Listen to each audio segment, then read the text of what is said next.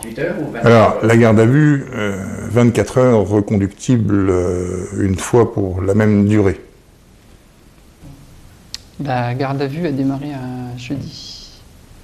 Mon histoire a démarré le mardi, mais la garde à vue a démarré le jeudi matin. Elle a duré 36 heures au total, donc jusqu'au vendredi midi. C'est à ce moment que j'ai été déféré au parquet, donc en comparution immédiate. Donc ces 36 heures ont été très rapides, je dirais. C'est un engrenage où on a le temps de rien voir venir, de rien voir passer, et toute votre vie défile dans votre tête à vitesse grand V sous le questionnement des gendarmes qui veulent tout savoir et qui prennent très peu en compte vos réponses en fait.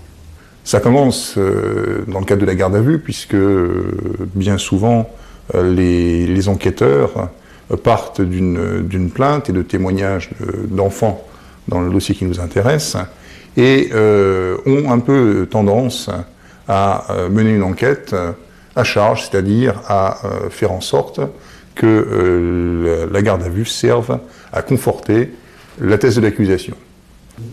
La cellule se réduit au strict minimum, c'est vraiment, encore une fois, comme je dirais, comme on voit à la télé, donc c'est un lit en parpaing, en pierre, avec dessus un petit matelas pratiquement fait de paille, un petit WC turc, donc le strict minimum, un trou quoi, en fait, à l'intérieur.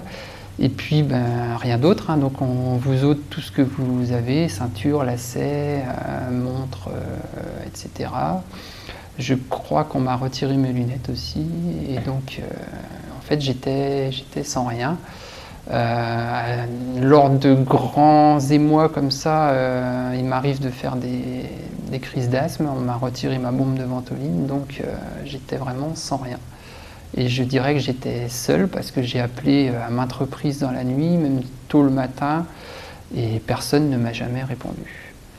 Donc on se demande ce qui se passe, on est laissé seul dans le noir.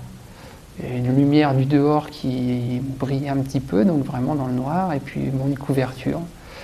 Et puis là, toute la nuit, vous ruminez tout ce qui passe dans votre tête, quoi.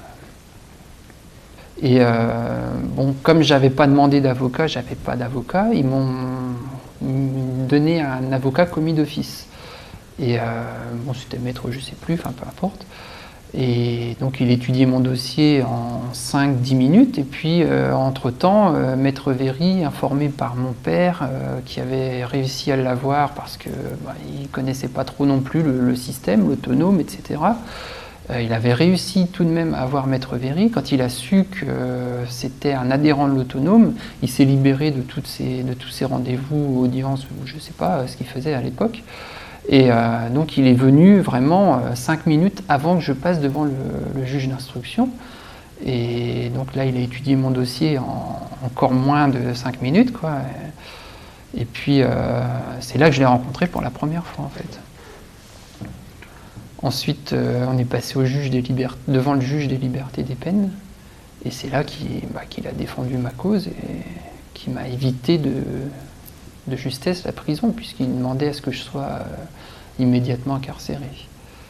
Donc c'est lui qui m'a sauvé vraiment de ce dernier pas, quoi.